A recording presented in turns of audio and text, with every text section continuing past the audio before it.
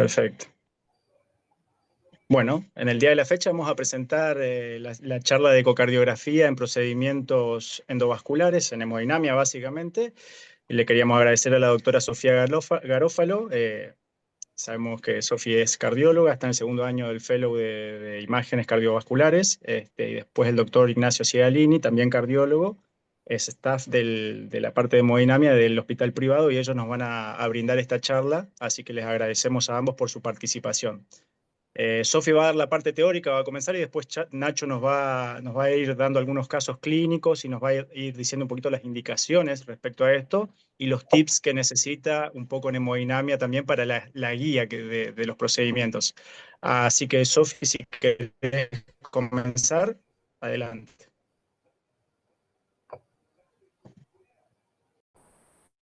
Bueno, ya se me ve bien la pantalla y se escucha bien. Se escucha Ahí, perfecto, Sofi, sí. bien. Bueno, buenas noches a todos. Hoy vamos a hablar un poco de ecocardiograma en procedimientos hemodinámicos. Para arrancar, yo recopilé un poco la información de la guía americana de ecocardiograma transesofágico de procedimientos hemodinámicos. Para comenzar con la TAVI, sabemos que es la terapia estándar ya en pacientes que son previamente seleccionados para esta terapia.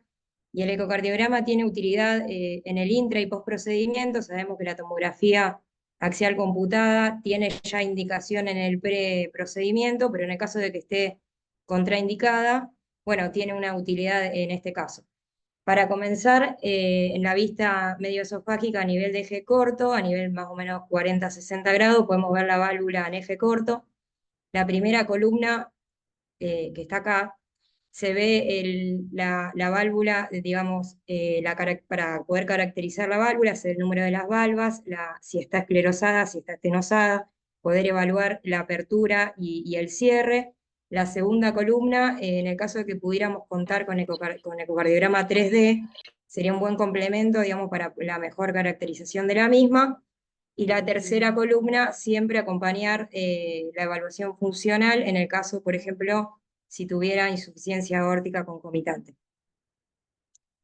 Continuando con el eje largo aórtico, podemos evaluar más o menos a nivel de 110, 140 grados, ya se puede evaluar y se puede ver la aurícula izquierda, el ventrículo izquierdo y el tracto de salida con la aorta, y ya en esta vista es de mayor utilidad para poder medir a nivel del tracto de salida, a nivel anular, a nivel de los senos y de la unión sinotubular y luego la aorta ascendente.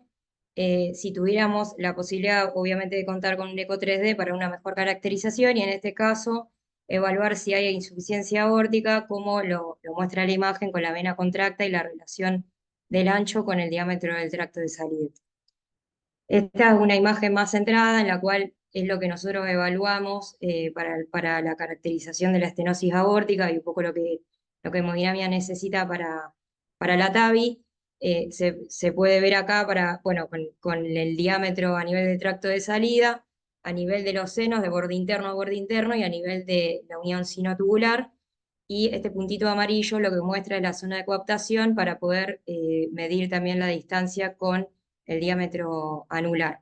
Un poquito retirando, también evaluar la aorta tubular ascendente, y lo que nos permite ver esta imagen también es el nacimiento de las arterias coronarias, como se ve acá, la coronaria derecha y la coronaria izquierda, y su relación, ¿no?, con las distintas medidas aórticas.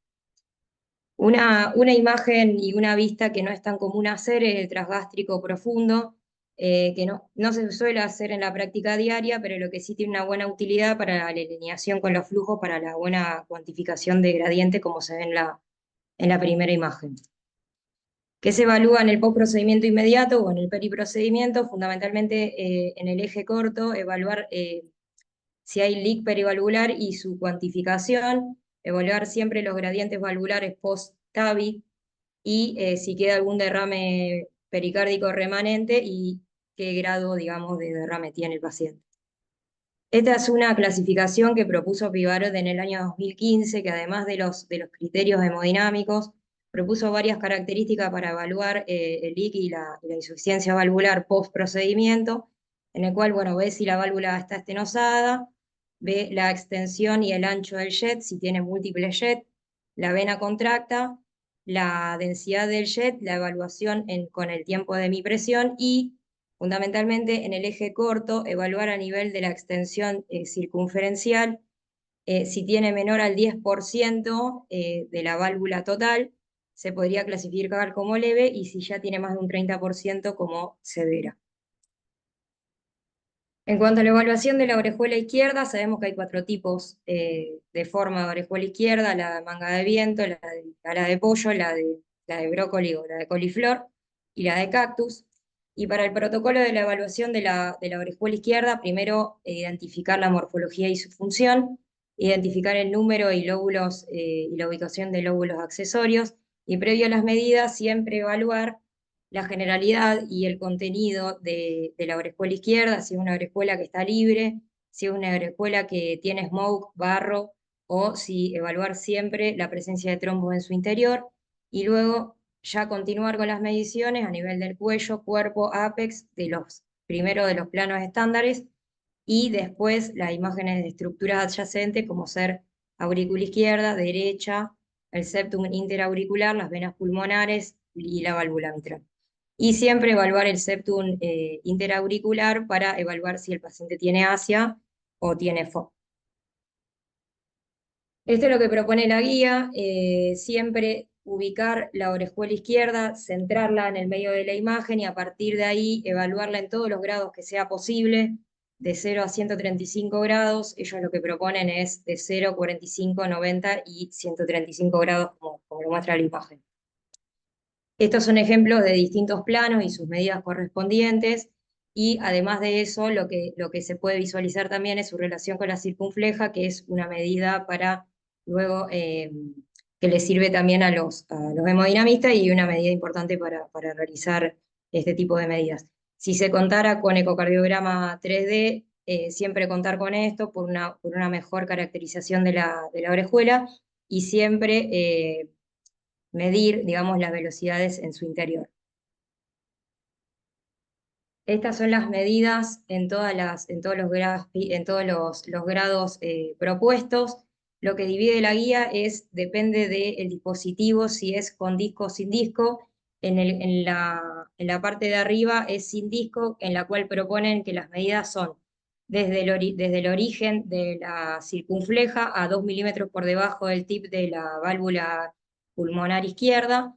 Y si contáramos con un dispositivo con disco, medirlo desde la válvula mitral a la válvula pulmonar izquierda, y también hacer la medida en el ostium, en el landing zone y al apex de la orejuela. Estos son casos que realizamos en el sanatorio a nivel del cuello y su profundidad, y las medidas posteriores a la colocación del dispositivo. En cuanto a la evaluación del septum interauricular, sabemos que las comunicaciones son el tercer defecto congénito más común. Los defectos del septum secundum son los más comunes y generalmente son pasibles de cierre con dispositivo, en contraste con otros tipos de defectos. El ecocardiograma transesofágico previo a la intervención generalmente se solicita, digamos, a pacientes que ya son seleccionados para este tipo de cierre.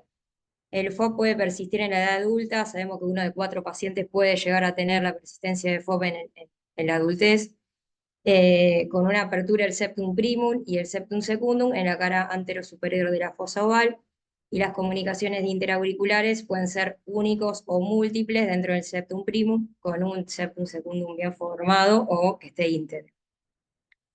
Esta es una imagen estructural, digamos, de los distintos defectos que podemos tener a nivel del septum. Bien superior se puede ver el seno venoso superior, por debajo del septum secundum comunicado con el septum primum, por debajo el seno venoso inferior y el seno coronario con sus respectivos, en las imágenes, distintos tipos de defectos. Lo que propone la guía es realizar la evaluación a nivel medioesofágica a 0,30 grados o a nivel de tracto de salida del ventrículo derecho, más o menos 30 a 65 grados, siempre centrando el septum interauricular en el medio de la imagen para poder realizar las distintas medidas, siempre con el septum bien en lo que se pueda, para poder realizar todas estas medidas. Y la otra vista muy importante es la vista bicava a nivel de 70-110 grados, que nos permite visualizar bien el septum para realizar estas medidas. En cuanto al foramen oval permeable, la guía americana y angiográfica para los distintos defectos septales, lo que nombra que en realidad estos tipos de defectos ya se pueden ver en el ecocardiograma transtorácico previo al ecocardiograma transesofágico. Por ejemplo, en la vista, en la imagen de abajo a la izquierda, se puede ver en un subcostal, ya se puede ver este tipo de defectos, y en la derecha, en un eje corto, también ya pueden ser evaluados. Posterior a eso, se suele solicitar un ecocardiograma con pasaje de burbujas para ver si hay pasaje de burbuja y la cuantificación de las mismas. Esto, bueno, y después ya se avanza a un ecocardiograma transesofágico, en la cual ya se puede ver la solución de continuidad del septum primum al septum secundum y qué medidas se realizan. Bueno, el diámetro de la fosa oval, la longitud del túnel y su ancho o diámetro entre separación del septum primum al septum secundum, si está acompañado de asia y su tamaño, el espesor del septum secundum y el tamaño máximo del foco. Esto es lo que propone la guía, bueno, un poco lo mismo, la distancia del túnel, la distancia máxima, digamos, al final de la aurícula derecha, izquierda, si hay algunas estructuras anexas, como ser la válvula de Eustaquio o la red de Chiari.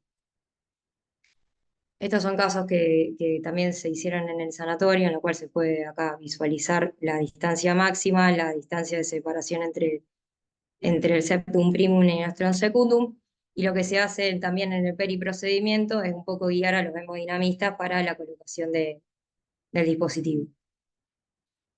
Y en cuanto a la válvula mitral, bueno, sabemos que es una estructura compleja que comprende el anillo, las valvas, las comisuras, las cuerdas tendinosas, los músculos papilares y el ventrículo izquierdo.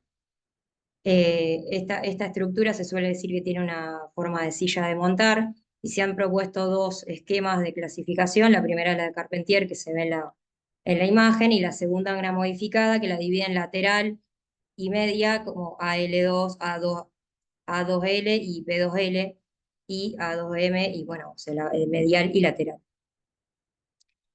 En cuanto a la evaluación de la válvula mitral, bueno, empezar con un medio esofágico a nivel de 4 cámaras, bien centrada la válvula mitral, para poder caracterizar bien la válvula, si está esclerosada, si está estenosada, su relación con las cuerdas tendinosas y los músculos papilares. Si tuviéramos la posibilidad de tener un ecocardiograma 3D, nos ayudaría mucho también para poder caracterizarla, como la segunda imagen que se ve una estenosis mitral degenerativa, y siempre evaluar insuficiencias mitrales concomitantes, como se ve en la tercera imagen.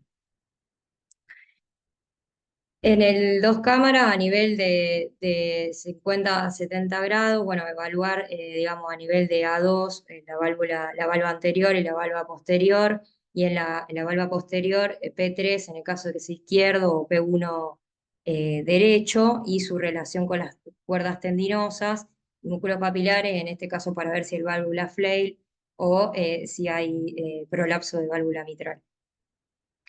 Y en la bicomisural también lo mismo, poder evaluar a nivel de los distintos ejes o planos, si es más izquierdo o más derecho, lo que hace una relación con la segunda columna, un poco para esquemático con la diferenciación de cada sector. Y siempre en este caso también evaluarlo con las cuerdas tendinosas y los músculos papilares para ver, en el caso de que sea válvula flail o el prolapso de válvula mitral, evaluar, digamos, la cuantificación de la insuficiencia mitral, la dirección del jet y demás para poder cuantificar la insuficiencia. Estos son ejemplos, bueno, de prolapso de válvula mitral, o en el caso de que sea flail, siempre contar con ecocardiograma 3D y su funcionalidad. Y evaluar siempre también a nivel de 120 y 140 grados, en la cual ya también se puede integrar el tracto de salida del ventrículo izquierdo, también para evaluar insuficiencias y su relación con el tracto de salida. Y una vista adicional que también propone la guía es la transgástrica, porque bueno, un poco a veces lo que pasa en la vida diaria es, en el caso de la estenosis, lo que puede llegar a generar es que haya digamos, mucha calcificación y no puede evaluarse bien las cuerdas tendinosas o los músculos papilares, entonces en este caso nos da una información adicional que en las vistas previas tal vez no se puede evaluar correctamente. En cuanto a la estenosis mitral reumática, sabemos que tiene un engrosamiento, retracción y rigidez de las valvas que da una imagen de boca de pez o endomo, como se ve acá en la imagen, o palo de hockey, y hay una fusión y acortamiento de las cuerdas tendinosas, lo que contribuye al engrosamiento subvalvular y depósito de calcio. Lo que hay que evaluar en el preprocedimiento, la anatomía y la función de la válvula, incluida la insuficiencia mitral, describir siempre las calcificaciones de cada valva, el área de estenosis mitral, si se pudiera planimetría, tiempo de mi presión y el PISA, siempre medir digamos, el tamaño de la aurícula izquierda y la aurícula derecha, excluir siempre trombos y ver si está acompañado de hipertensión pulmonar y usar 3D en el caso de que estuviera disponible. Lo que se ve en la imagen es, bueno, bien la estenosis mitral, evaluar eh, su relación con el tracto de salida del ventrículo izquierdo para evitar potenciales obstrucciones del tracto de salida con los dispositivos y siempre evaluar, bueno, la insuficiencia concomitante. En cuanto a la degenerativa, sabemos que el 40% de los pacientes mayores de 65 años lo tienen estenosis mitral, lo mismo que en la anterior, un poco cuantificar la estenosis mitral con planimetría, tiempo de mi presión, PISA y ecuación de continuidad, evaluar siempre lo que se pudiera la forma del anillo, porque muchas veces la marcada excentricidad predispone a la regurgitación paravalvular, evaluar lo que decía el ángulo entre el anillo mitral y el tracto de salida y la insuficiencia concomitante. Y en cuanto a la insuficiencia mitral primaria, se define por las anomalías en las valvas, en las cuerdas, en el anillo, en los músculos papilares, caracterizar el anillo, incluido el movimiento, la gravedad de la calcificación, si la tuviera, las dimensiones y el área, y evaluar siempre el septum interauricular para la punción transeptal y también evaluar estructuras concomitantes como la válvula Eustaquio o la red de Chiari. Esta, bueno, es la clasificación clásica de Carpentier, en la cual, bueno, divide la insuficiencia primaria, en la cual las mayores causas de prolapso de válvula mitral puede ser por enfermedad de Barlow o deficiencia fibroelástica, ruptura de válvula de músculos papilares u otras causas menos comunes como trauma, endocarditis y demás. Y después la insuficiencia secundaria, que principalmente el defecto primario es a nivel auricular o ventricular y genera una deficiencia secundaria de la válvula. Entonces hay que evaluar el tamaño anular, la calcificación anular para el anclaje y la longitud de la valva anterior con la relación y la relación con el tracto de salida. Esto es, acá hay ejemplos de evaluar a nivel del anillo, la zona de coaptación y su distancia, el diámetro comisural, el diámetro antero-posterior, evaluar el área y siempre evaluar insuficiencia, en este caso, eh, concomitante, ¿no? Muchas gracias. Bueno, Sofi, perfecto. Muchísimas gracias por compartir los conocimientos teóricos sobre los aspectos hemodinámicos, digamos, de las válvulas y los procedimientos. Y le vamos a dar el lugar a Nacho ahora para que él nos pueda comentar un poquito, si puede dejar de compartir pantalla y si lo Dale, comparte Nacho. ahí está. Estamos. Perfecto. Bueno, antes que nada, Bueno, Nacho, agradecerle. cuando quieras comenzar, vamos, perdón, te interrumpo. Simplemente es para que él dé los casos, lo explique y al final hacemos, si quieren, una pequeña charla, le preguntamos lo que creemos necesario. Así que bueno, adelante, Nacho, todo tuyo. Dale, perfecto. ¿Me escuchan? Sí, se escucha muy bien, Nacho. Bueno, agradecerte, Charlie, por la invitación. Felicitaciones, Sofi, la verdad que muy completo. Bueno, cada uno de los procedimientos implicaría por ahí una reunión aparte, así que voy a tratar de ser breve en lo que me pidieron.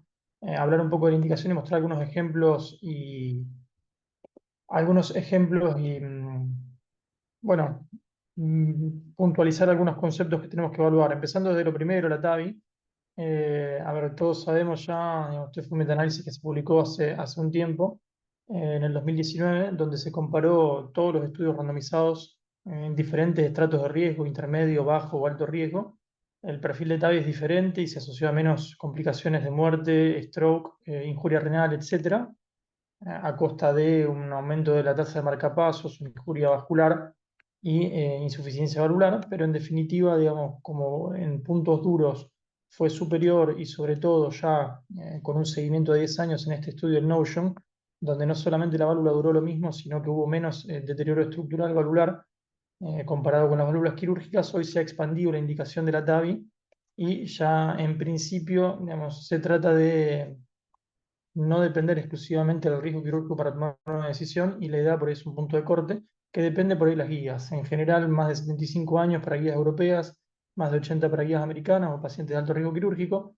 Nos dejan por ahí en un gris aquellos pacientes con riesgo intermedio más jóvenes, donde también la TAVI transfemoral sería la primera opción, pero alternativa a la cirugía, y los americanos un poquito más agresivos ya incluyen en esta división a pacientes más jóvenes.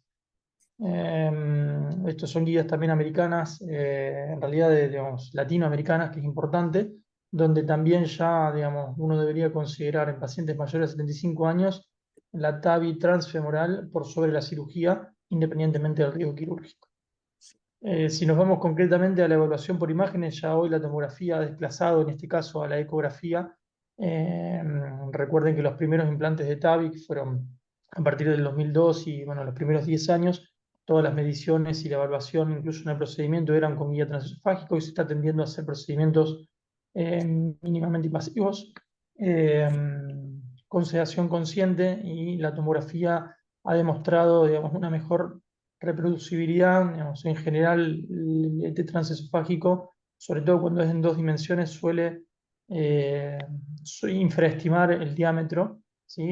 Mejora un poco la discriminación cuando uno usa herramientas tridimensionales, pero lamentablemente seguimos infraestimando los perímetros o el diámetro derivado del área o del perímetro en nuestros pacientes, y eso lleva a que más del 50% de los pacientes, si uno se utiliza únicamente mediciones de eco, pueda tener discordancia entre la válvula seleccionada, en general por prótesis más chicas. Así que hoy por hoy la tomografía es la regla. Nos da mucha información no solamente de la válvula per se, sino que de los accesos, la distribución del calcio, la distancia a las arterias coronarias. Por ejemplo, esto es una válvula muy calcificada que tenía un stent en el origen de la coronaria derecha.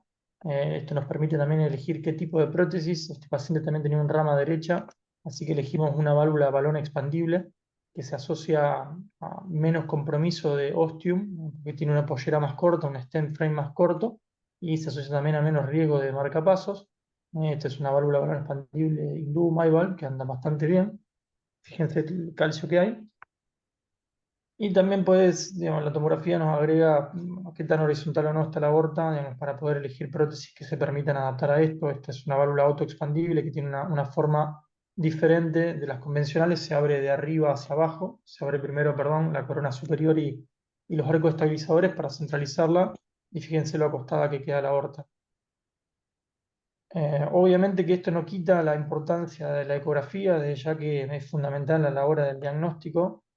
También, digamos, hay un creciente interés para pacientes, como comentaba Sofi, con insuficiencia renal, sobre todo avanzada, de estadio 3B en adelante, donde hay protocolos donde se hacen tomografías sin contrastes, eventualmente complementadas con angiografías, pero dirigidas no en este caso con contrastes iodados, sino que con CO2, y ET3D, donde distintos algoritmos nos permiten hacer una evaluación y una valoración mucho más precisa de el tamaño valvular a implantar y el procedimiento realizándolo sin la infusión de contraste. La verdad que esto es muy atractivo, y me parece que ahí tiene un rol todavía muy activo y vigente en la ecografía por la inocuidad. Y después lo nombró ya Sofi, creo que hoy por hoy el espacio fundamental que tiene el eco en implante valvular aórtico es en la valoración post-implante, sobre todo, por ejemplo, para descartar la presencia o no de leaks, sobre todo para valvulares, que nos pueden hacer cambiar la conducta. Por ejemplo, en este caso, un leak significativo con un índice de regurgitación bastante bajo de 20, un leak paravalvular, que lo que hizo fue, bueno, nos invitó a hacer una posdilatación y con eso ya se corrigió el leak. A veces puede haber un leak significativo con la válvula muy protruida hacia el ventrículo y a veces lo que se hace es una técnica de snare. Nosotros lo que hacemos es enlazar la corona superior, o sea, la copa de la válvula y traccionar un poco y eso a veces corrige el defecto. Y si el implante no es bueno, incluso a veces el eco lo define justamente la necesidad del implante de una válvula también dentro de la válvula. O sea que es fundamental la descripción de la severidad de la insuficiencia aórtica y el origen, ¿no? Obviamente que si hay un origen central, ya estamos hablando de otra historia que donde también puede requerirse el implante de una nueva válvula. El desarrollo de complicaciones, como por ejemplo derrame pericárdico, es esencial. Esto pasa mucho cuando uno trabaja con, no pasa no, está más frecuentemente asociado por ahí cuando uno trabaja con válvulas balón expandibles con un anillo muy calcificado, eh, donde ahí puede generarse ruptura. Entonces eso también es fundamental poder evaluarlo post implante, la presencia de esto. Y otro parámetro a evaluar es el gradiente residual post implante. Esto por ahí es muy importante en anillos chicos. eh, bueno, hace poco se publicó el SMART, donde las válvulas autoexpandibles supranulares tienen un mejor desempeño, pero también otro escenario donde podemos ver el gradiente residual es en las valve in valve, cuando tenemos que hacer un implante valvular por una válvula biológica degenerada. A veces no conseguimos un buen gradiente y esa medición nos permite estimar la necesidad de fractura de la válvula protésica previa, eso con una técnica especial y no todas las válvulas se pueden fracturar, pero bueno, obviamente que si no conseguimos gradientes de un dígito que sean adecuados, eh, el eco post implante nos puede invitar a avanzar con eso, así que me parece fundamental en ese sentido. Eh, Orejuela es otro cantar, es un procedimiento que intraprocedimiento es 100% dependiente de ecografía. Es verdad que hoy la tomografía también está cobrando mucho valor a la hora del diagnóstico pre. ¿Cuándo pensar en cierre de orejuela? Brevemente, uno tiene dos escenarios en aquellos pacientes, por ahí digamos, que es lo que más pensamos cuando tienen contraindicación anticoagulación y FA, pero también digamos, la mayor evidencia la tenemos como alternativa a la anticoagulación. Acá surgen tres grandes ensayos randomizados. ¿Por qué pensar como alternativa? Bueno, en la FA, en el enlace relacionado a FA, más del 90% de los coágulos tienen su origen en la orejuela izquierda y la anticoagulación indefinida tiene digamos, dos grandes desventajas. Uno que es la adherencia, o sea, hay protección mientras uno esté adherido al tratamiento y eso sabemos que siempre va disminuyendo con el tiempo, y el desarrollo de sangrados. Este es un resultado de un metaanálisis que involucra los tres ensayos randomizados. Eh, para no aburrirlos, el cierre de orejuela se asoció a una disminución de la mortalidad de cualquier causa, mortalidad cardíaca y del stroke hemorrágico sobre todo, o sea, con similar perfil para el desarrollo de cualquier tipo de stroke y stroke isquémico y sobre todo invalidante. Así que en principio uno podría en pacientes con alto riesgo de sangrado pensar como alternativa y no llegar a la contraindicación, que la evidencia que sustenta esta indicación está a partir de registros observacionales. Hay un montón, todos tienen más o menos el mismo diseño y el cierre de orejuela se asocia a un 80% de reducción del riesgo de eventos isquémicos comparado con lo esperado por su riesgo basal, y desde ya una disminución de casi el 50% de sangrado del esperado en contexto de toma de anticoagulantes. O sea que es atractiva la opción. Para lo que es propiamente el procedimiento, de vuelta, como les había dicho, es fundamental, y este es un procedimiento 100% guiado por ecografía, digamos, transesofágica. Hay experiencia creciente con eco intracardíaco, pero en la gran mayoría se hacen por ecografía transesofágica. En ese sentido lo hacemos con anestesia general. El primero, como explicaba Sofía, se hace una valoración anatómica completa en 0, 45, 90 y 135. Tenemos que dar vuelta a toda la orejuela, no solo para tomar medidas de referencia, sino que específicamente también para identificar si hay trombos y su distribución. La presencia de trombos no es contraindicación, pero desde ya que aumenta el riesgo y nos obliga a nosotros a tomar eh, el implante es completamente distinto y en general es de buena práctica disponer de dispositivos de protección embólica para poder trabajar más seguros. Y desde ya que es fundamental también el ET transesofágico para optimizar la punción transeptal, ¿sí? A ver, en los procedimientos acá podemos ver el paciente con anestesia general, ecotransesofágico, este creo que es Dani Sáfora, que nos estaba asistiendo a un procedimiento. Las punciones, si bien es venosa, las solemos hacer también con guía ecográfica, porque eso disminuye notablemente el riesgo de complicaciones vasculares. Queremos que nuestros procedimientos sean los más seguros posibles. Nosotros habitualmente lo que hacemos es subir a vena cava superior, sobre todo a vena innominada izquierda, y ahí bajamos el set de punción, guiado siempre por el eco transesofágico, donde se produce un resalto primero en la caída a la aurícula derecha y después a la fosa oval, que podemos constatar con el eco, para alinearnos hacia la orejuela. Digamos, no es que uno tiene que hacer una punción solo en la fosa oval, sino que idealmente tiene que hacer una punción dirigida hacia el borde inferior, digamos, y posterior de la fosa oval, y para eso de vuelta nuevamente el eco es fantástico. En una imagen de cava podemos guiarnos y mientras más cerca de la vena cava inferior estemos, pues ya vamos a estar más inferior, y después de ahí hacemos un movimiento y en un eje corto a 45-60 grados vamos a poder ver la aorta como parámetro que nos va a guiar hacia anterior, entonces nosotros nos tenemos que alejar. Se puede visualizar el tenting claramente, y este es el caso, digamos, que hicimos nosotros. Una vez que estamos conformes, se avanza la aguja y acá podemos ver cómo ya el set de punción transeptal avanza hacia la aurícula. Desde ya que en este momento cotejamos que no haya complicaciones nuevamente, evaluamos que no haya derrame pericárdico y se hace la anticoagulación plena. Fíjense que acá se puede ver claramente en esta vista cómo estamos alineados desde el sitio de punción hacia la orejuela.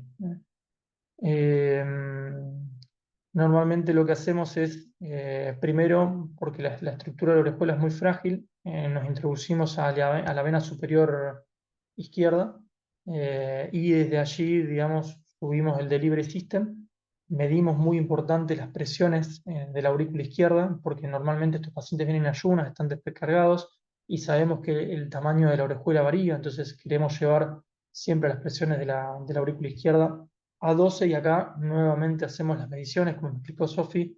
Los distintos dispositivos exigen distintas medidas. Los parámetros más importantes son el reach de las venas pulmonares y la circunfleja. Esta es la medición por un dispositivo de lóbulo y disco, donde tomamos este orificio, por así decirlo, y 1 centímetro o 1,2 centímetros, dependiendo del dispositivo, se mide en forma perpendicular el landing zone. Y normalmente lo que hacemos es una sobreestimación, un oversize de los dispositivos de 3 a 5 milímetros. Y eso lo corroboramos muchas veces con arteriografías selectivas en distintas proyecciones que se correlacionan en general con las mismas vistas ecográficas. Acá estamos subiendo a la vena pulmonar el delivery, que como ven es un poquito más grueso, y ese delivery después, con un pigtail, un catéter de colita de chancho bien atraumático, digamos, se orienta hacia la orejuela. Tienen distintas morfologías. Acá podemos ver las vistas que nos describió Sophie, y la correlación de las angiografías. En realidad nosotros estaríamos trabajando casi ciegos, así que dependemos 100% de ustedes para la guía del procedimiento.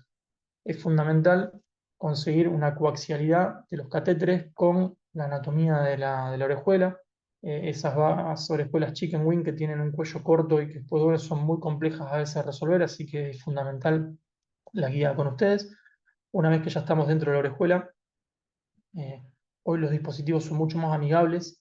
Antes uno debía introducirse en extremo profundidad de la orejuela y desenvainar completamente, y eso obligaba a estar muy agresivo. Hoy ya los distintos dispositivos permiten hacer una liberación incluso a veces desde afuera, ir introduciéndose. En este caso estamos liberando un dispositivo de lóbulo y disco, como se ve acá. Primero el lóbulo, que es lo que genera el anclaje, y después el disco, que, digamos, ocluye el orificio. Podemos corroborar con una angiografía y podemos ver que hay una oclusión completa del dispositivo, y hoy tiene alguna fenestra, o sea, puede haber algo de filtración. Y acá viene la segunda parte, que es esencial antes de la liberación, que es lo que se produjo acá, que es el criterio de éxito. Nosotros tenemos la posibilidad de reposicionar el dispositivo, de recapturarlo y reposicionarlo hasta que se cumplan estos criterios. Para este dispositivo puntualmente tenemos que estar distal a la circunfleja, el lóbulo 2 tercios tiene que estar por dentro de la circunfleja, tiene que haber una compresión. O sea, si yo le puse un dispositivo de 25, el dispositivo no tiene que medir 25 porque significa que está bailando, tiene que estar comprimido, tiene que estar por menos en 22, 20, milímetros, tiene que estar coaxial con justamente eh, la dirección de la orejuela, tiene que haber una separación entre el lóbulo y el disco tiene que tener una conformación elíptica. Todo eso, hay cosas que nosotros podemos ver en la radioscopía, pero principalmente y sobre todo ver que no haya leaks con ecografía para confirmar la correcta posición, sino se recaptura y se reposiciona. Eh, Esto es un resumen que la verdad es un trabajo muy lindo, si lo quieren ver, de John Camp, donde uno debería considerar el cierre de orejuela en pacientes con muy alto riesgo de sangrado y desde ya con contraindicación. Otras, como por ejemplo eventos isquémicos con anticoagulación, son posibles indicaciones también, como por ejemplo este caso que tuvimos nosotros en el hospital, un hombre de 73 años, pan vascular, múltiples factores de riesgo, que es admitido por fase global y paresia brachiocularal derecha, un NIH alto de 13, tenía una oclusión de la cerebral media ya por resonancia con un área muy importante de hipoperfusión. El paciente tenía un ring de 1,7, más de 1,7, pues estaba anticoagulado, fue a pesar de anticoagulación, fíjense, por eso no se hizo trombolíticos y se hizo un tratamiento endovascular por el equipo de neuro.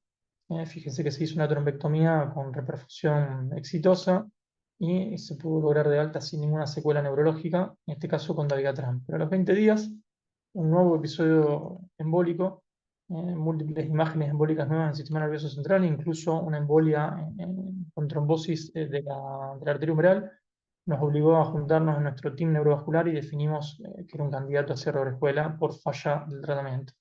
Nuevamente, evaluación anatómica por tomografía, guía digamos, por ecografía.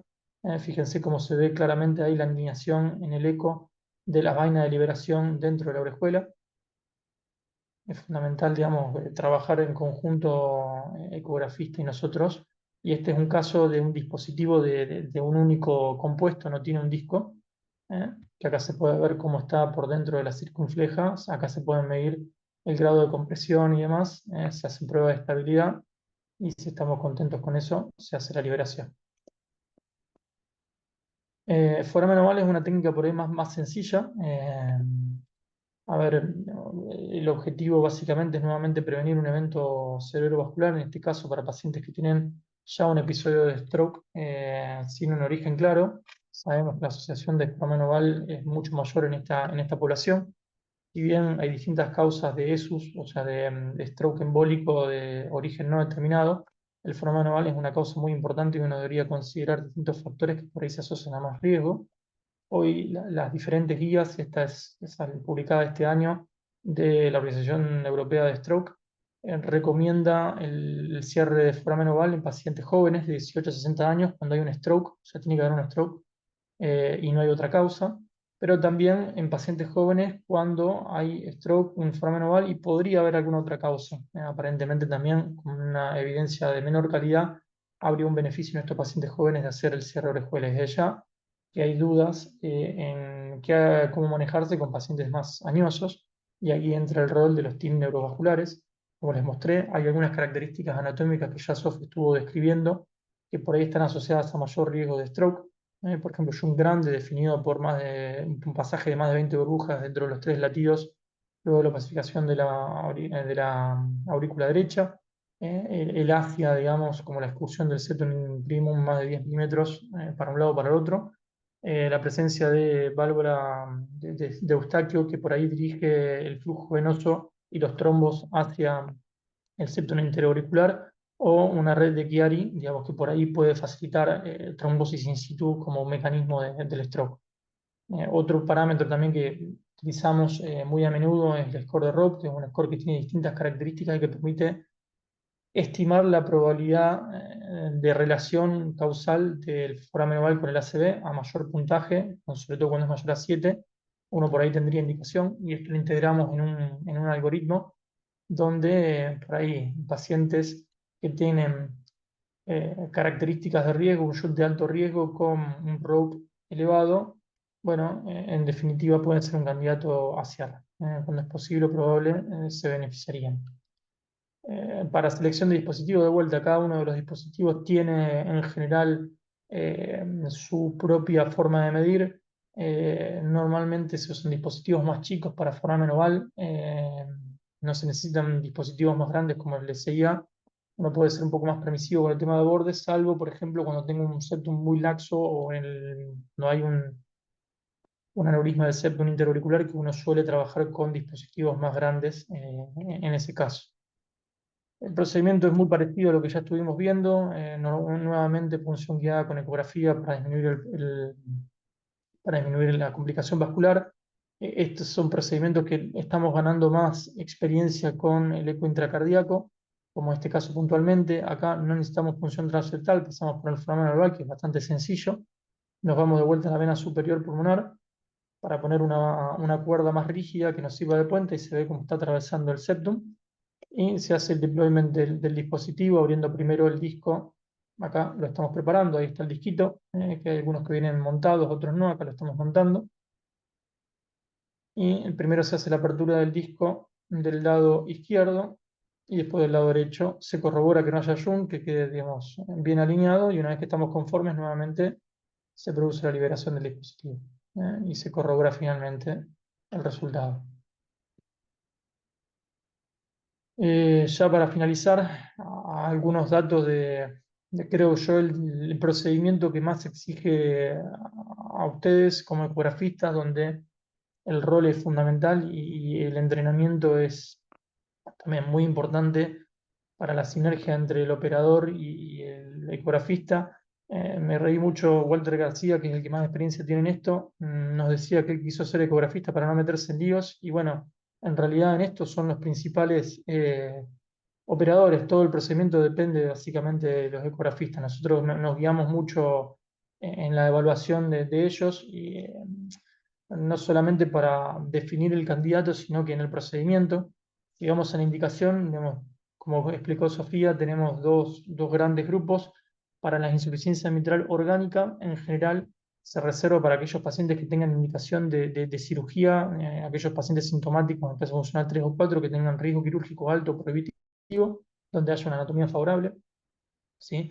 Y para la insuficiencia mitral funcional, en general, aquellos que cumplen los criterios de COAPT, aquellos que tengan síntomas persistentes a pesar del tratamiento médico óptimo, y esto es no solo tratamiento médico, sino dispositivos, con anatomía favorable, FEI más de 20, diámetro telesistólico de menos de 70, no tengan hipertensión pulmonar severa, y sobre todo, los criterios morfológicos ideales serían una IM central que tengan compromiso digamos, entre A2P2, que no tengan calcificación en las valvas, sobre todo para asegurar un mejor gasping de los dispositivos. Desde ya, como estamos generando, como la técnica del Fiori, una unión entre los dos velos, entre las dos valvas, el área valvular mitral inicial tiene que ser mayor a 4 centímetros cuadrados, etc. No quiero aburridos por ahí con todos estos conceptos, yo después cualquier cosa se los dejo, y desde ya que uno busca esos parámetros del COAPT, donde hay por ahí una insuficiencia mitral llamada desproporcionada, o sea, una IM mayor a los volúmenes de fin de día, que no esté tan dilatado y que tenga una insuficiencia mitral más importante. Desde ya que si hay calcificación severa en el sitio de agarre o las valvas son cortas y no puedo tener suficiente agarre, no estaría siendo adecuado para el procedimiento. Hay un protocolo específico, no lo quiero aburrir, esto después cualquier cosa se los comparto. Es muy exigente, digamos, hay un montón de vistas y evaluaciones que uno tiene que hacer. Es mandatorio hacer este procedimiento con eco transesofágico tridimensional. Los voy pasando rápido, esto algunos los nombró Sofía. Eh, pero bueno, fíjense que uno después ese reporte lo pasa a la empresa y donde lo evalúan los expertos, y dependiendo un montón de características, puede ser un paciente que tenga anatomía adecuada, como un paciente de acá del hospital, que la verdad que era un candidatazo a MitraClip, o cuando realmente no, digamos, este dispositivo no es lo ideal, en este caso por calcificación y porque tenía un velo posterior bastante corto. Estaba limítrofe y con mucho calcio, así que no iba a ser un paciente adecuado. Del procedimiento, a ver, nuevamente punción venosa. Acá es fundamental nuevamente una adecuada punción transeptal. A lo que ya vimos antes, le tenemos que agregar una adecuada altura de la punción al aparato valvular. Y el dispositivo tiene un delivery que yo lo puedo mover en distintas direcciones para coaxializar el clip. Lo puedo mover en distintas direcciones, tiene que quedar bien perpendicular a la válvula, y me tengo que asegurar, obviamente, de poder hacer un agarre simultáneo de las dos valvas. Si bien ahora las nuevas generaciones permiten hacer un agarre independiente de uno u otro, es muy importante saber cuál es el grasping que agarre el anterior o el posterior para uno no abrir el que está bien colocado, ¿sí? Acá algunas imágenes nuevamente de la punción transeptal clave para estos procedimientos, inferior, posterior nuevamente, en el bicabo, en el eje corto, pero agregamos también la distancia del sitio de punción al aparato valvular, que tiene que ser de más de 4 centímetros. Eh, Fundamental la alineación correcta de la válvula con el clip, tiene que ser central. Empezamos siempre con el primer clip en posición A2P2, y tenemos que asegurarnos del correcto grasping de los velos, de las valvas. Todo esto lo vemos. Este es un caso donde quedó un leak todavía bastante importante, digamos, a nivel lateral, y que por eso requirió el implante de un segundo clip. Así que espero que con esto haber dado un pantallazo general. Digamos, cada uno de estos temas exige un repaso bastante profundo, y un trabajo coordinado entre hemodinamista y ecografista, así que estoy a la orden para que charlemos en conjunto un poquito si hay dudas. Bueno, Nacho, antes que nada, muchísimas gracias por la exposición, muy interesante, de los distintos procedimientos. Creo que dudas hay un montón, como dijiste, cada tema puede llevar muchas horas tratarlo, pero tratemos de ir a lo más necesario, a lo que por ahí nosotros pensamos que nos puede ayudar en la sala de hemodinamia y lo que te puede ayudar a vos también en la sala de hemodinamia. Así que, bueno, abrimos el debate para quienes tengan dudas o quieran preguntar cosas respecto a los procedimientos que estuvimos nombrando. Le quería Yo hacer una particular, pregunta. sí, hace María, comenzá si querés. Ale quería hacer una pregunta. Ah, Hola. dale, dale. Bueno, gracias. La verdad que excelente, hermosa la charla.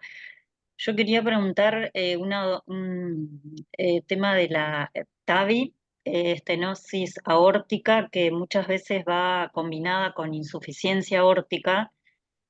Por ahí si usan el LED para también evaluarla, y hasta qué grado de insuficiencia se tolera para el TAVI.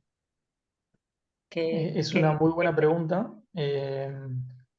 No, la insuficiencia aórtica per se, digamos, agregada a la estenosis, no es un factor que uno valore como para descartar a un candidato. Incluso se están generando dispositivos nuevos que están dedicados y exclusivamente para insuficiencia aórtica pura, que son otro tipo de pacientes.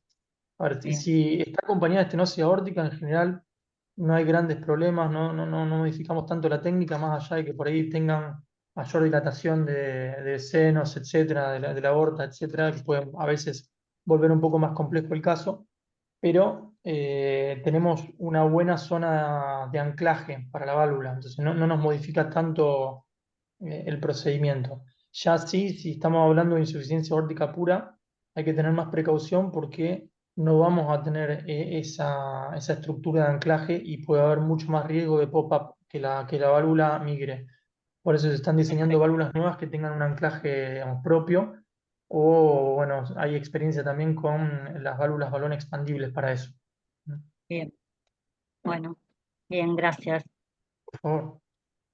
Nacho, yo te quería consultar con respecto al grado de insuficiencia post-implante valvular. Digamos, ¿qué es tolerable en ese sentido para ustedes? Ya sea en el grado de insuficiencia que nosotros les podamos decir a través del eco, o en el eje corto también, que nosotros vemos, hay un 5%, un 10%, un 15%, un 20%. ¿Qué es tolerable y qué los lleva a usted a decir, bueno, no, hay que recolocar, hay que tratar de expandir un poco más? Bien, excelente pregunta, Charlie. A ver, uno no debería irse de la sala, o lo ideal. Sabemos que una insuficiencia aórtica moderada, ya severa, tiene un impacto pronóstico. O sea que nuestro objetivo es que si queda un leak, que quede un leak leve. Tenemos distintas herramientas para poder predecir esa situación con la tomografía basal. Generalmente las válvulas que son autoexpandibles, como se apoyan, son las válvulas que más leak paravalvular tienen. Eh, y normalmente una forma de poder resolverlo es generando una postdilatación después. El tema es que obviamente mientras más manipulamos la válvula también podemos generar más trastornos de conducción, más complicaciones. Esto es un balance. Las válvulas balón expandibles, como si fuera un stent, lo infla el balón, como les mostré, tiene mucho menos leak paravalvular y por ahí uno puede ser, o sea, en general quedan mejor y no le gusta que haya leak. Las autoexpandibles quedan más leak. Eh, A ver, hay distintas técnicas que uno puede hacer en el momento. A veces uno tiene que resignarse y dejar una insuficiencia aórtica moderada y después estudiarla bien y eventualmente pasa mucho que hay calcio o nódulos cálcicos que no permiten una expansión completa y uno tiene que terminar una segunda intervención haciendo un cierre con un dispositivo puntual, ¿no? Del leak paravalvular. Pero bueno, esos son los menos. Idealmente uno debería, digamos, quedar con un leak leve a menos. No deberíamos tolerar una Perfecto, Nacho. moderada, y mucho menos una severa. Bien, bien, perfecto. ¿Alguien más que tenga una consulta sobre todo de TAVI, que es lo que estamos charlando ahora? Bien, ¿alguna consulta con respecto a los otros procedimientos, cierre de orejuela, sobre la punción transeptal, sobre FOC, CIA, lo que ustedes quieran? Yo te quería preguntar, Nacho, con respecto al cierre de orejuela, si sé que hay distintos dispositivos y si ustedes prefieren algún dispositivo sobre otro o si depende de la anatomía de la orejuela, ¿qué depende, digamos, en la colocación del dispositivo o lo que ustedes eligen? Está buenísima la pregunta. Hoy en Argentina disponemos ya de 3 modelos. El Watchman, que es digamos, el que inició esto, es un dispositivo que tiene un único componente, que en general la verdad que se comporta muy bien. Se ha modificado muchísimo, porque antes era muy robusto, era muy agresivo, tenía las patitas de nitinol, digamos, que producían riesgo de ruptura de la orejuela y derrame pericárdico, y eso cambiaron la conformación, esas patitas están unidas en un tornillo. La cuestión es que ahora no necesito estar tan profundo que antes sí, digamos, si había una curva muy precoz, no era un paciente para Watchman y uno tenía que trabajar con los otros dispositivos de lóbulo y disco. Hoy, digamos, cualquiera de los tres se adaptan a la mayor parte de las anatomías. En el único caso donde yo por ahí sí me inclino casi indefectiblemente por un dispositivo de lóbulo y disco es cuando hay trombo en la orejuela y sí o sí hay que hacerle procedimiento. ¿Por qué? Porque uno ya puede ingresar con una técnica modificada que se llama no touch.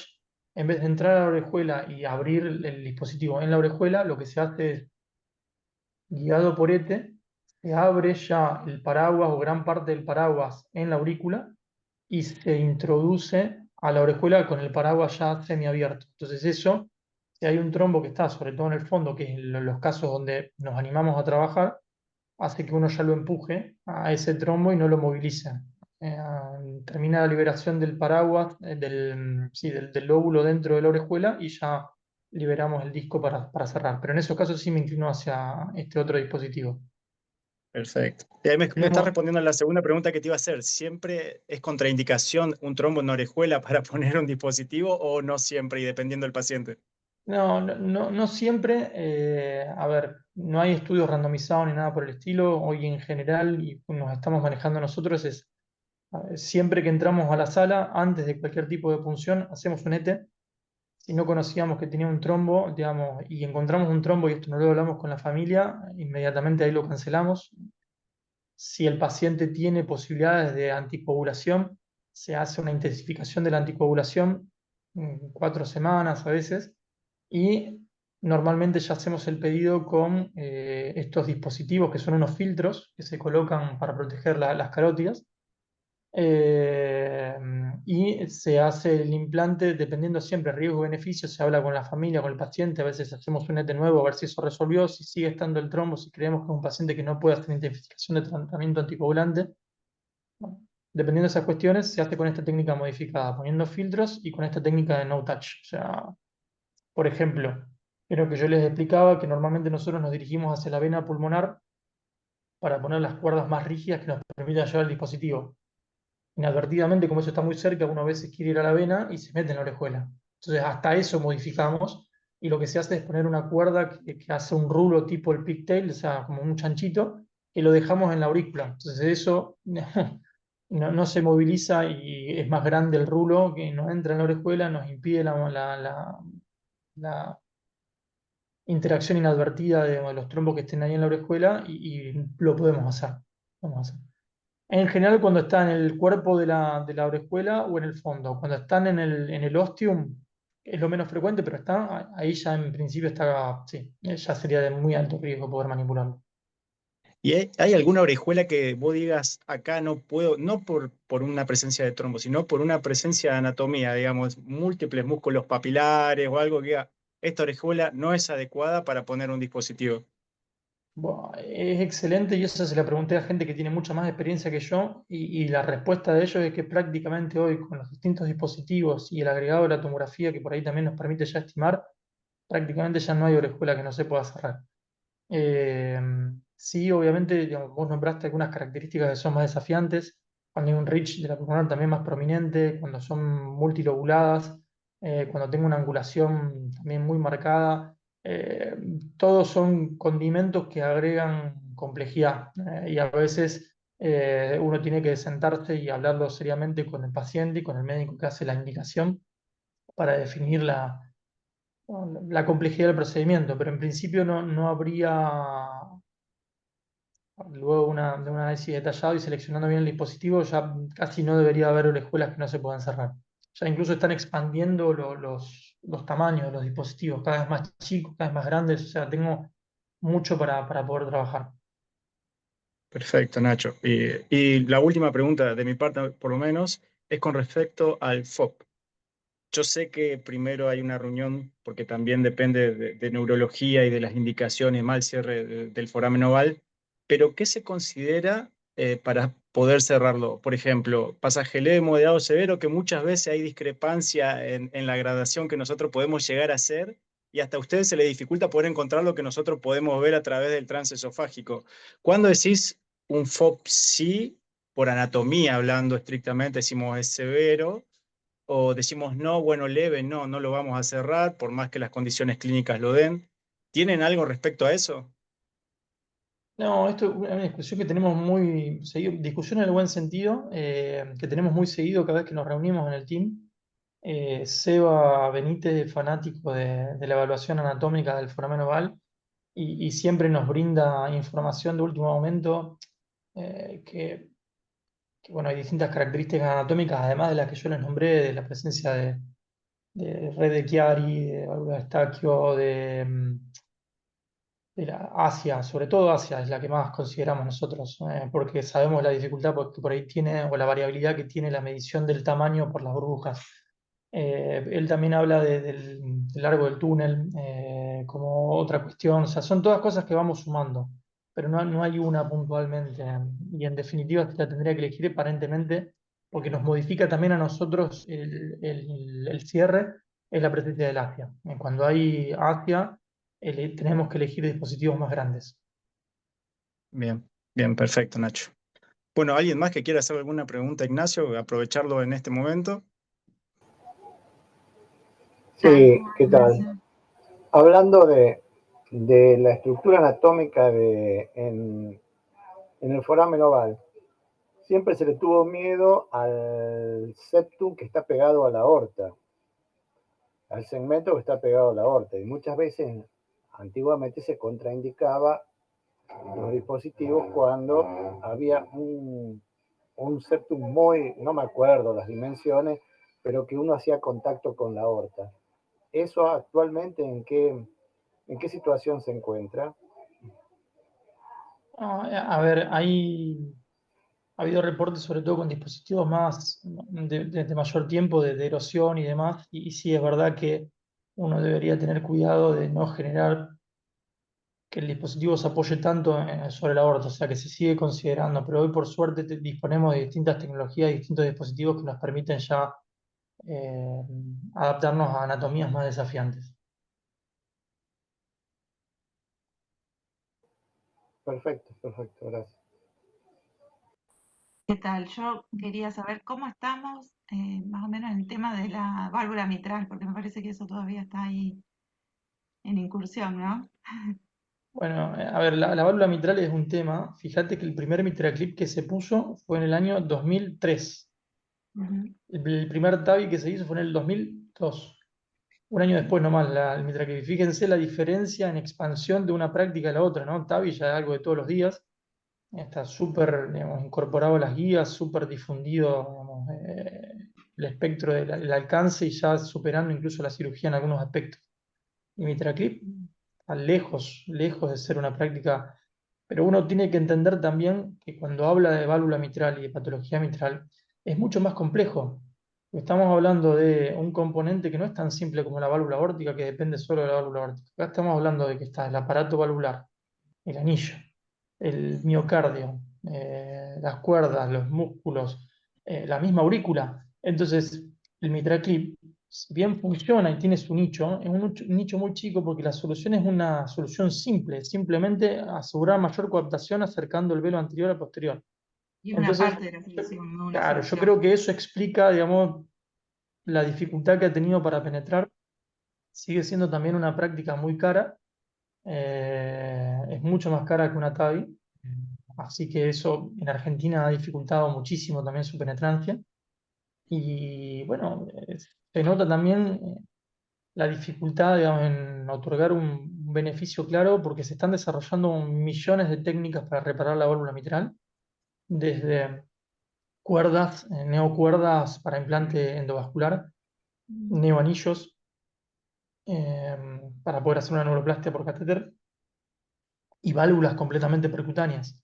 Eh, el tema es que es muy complejo poder resolver un problema cuando hay tanta interacción entre ventrículo, aurícula, etcétera, válvula mitral.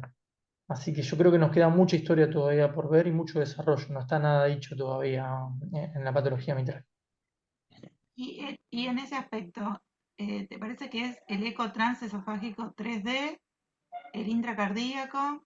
¿Se podría hacer con transesofágico 2D o qué opinas? Al principio, en la práctica, digamos, de MitraClip en Argentina, digamos, la Abbott, que es la empresa que comercializa el MitraClip, permitía con cierto reparo un eco transesofágico 2D. Hoy ya directamente no te autorizan el dispositivo si no tenés la capacidad de hacer transesofágico 3D, porque se han dado cuenta que no tiene sentido expandirlo. Como vieron, es un método 100% dependiente de eco, 100% dependiente de una correcta alineación del dispositivo con la válvula, donde es muy superior la calidad de imágenes del tridimensional. Así que ya el mismo laboratorio no avanza con la indicación si en el centro uno no dispone de esta tecnología.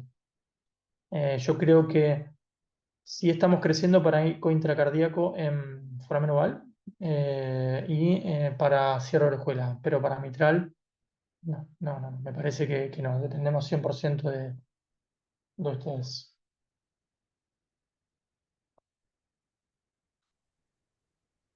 Bueno, muy bien. Gracias. ¿Alguien más tiene alguna pregunta para Nacho?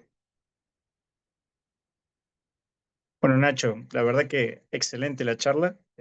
Muchísimas gracias por las explicaciones, por respondernos las preguntas. Hay un largo camino y seguramente en Hemodinamia te vamos a seguir preguntando cosas y vos nos vas a seguir comentando. Pero bueno, por lo menos una aproximación a saber lo que ustedes necesitan, a saber lo que nosotros tenemos que tratar de darles a ustedes para ayudarlos en la práctica ecocardiográfica. Y bueno, con esto daríamos por terminada la charla. Agradecerle a Sofi también por la exposición que hizo de la parte teórica. Así que bueno, gracias a todos por presenciarla. Muchísimas gracias, Nacho, por participar. No, gracias. Y la verdad que el aprendizaje es mutuo, es bidireccional. Yo tengo mucho que aprender de ustedes y les agradezco siempre la excelente predisposición que tienen a la hora de acompañarnos en la sala. Es un placer hacer estos procedimientos cuando están. Yo aprendo muchísimo, tengo muchísimo por aprender todavía, así que es permeable también para que me enseñen. Dale, dale, buenísimo. Bueno, muchas gracias a todos. Les mando un saludo grande y estamos en contacto. Chao, chao, gracias. Chau, chau. Chao, hasta luego.